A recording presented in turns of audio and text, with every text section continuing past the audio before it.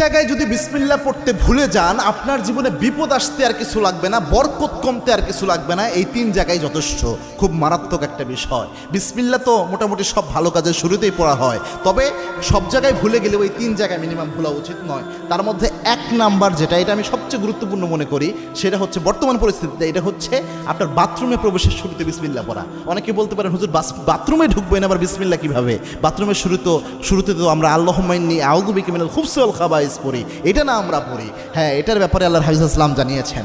আল্লাহর হাবিব সাল্লাল্লাহু আলাইহি ওয়াসাল্লাম জানিয়েছেন, কোনো ব্যক্তি যদি বাথরুমে প্রবেশের সময় পড়ে আল্লাহুম্মা ইন্নী আউযু বিকা মিনাল খুবসি ওয়াল খাবাইস, এর ফজিলত হলো ওই ব্যক্তি বাথরুমে প্রবেশ করলে বাথরুমের মধ্যে যে দুষ্ট জিনগুলো থাকবে ওই ব্যক্তিকে দেখতে পাবে, কিন্তু কোনো ক্ষতি করতে পারবে না।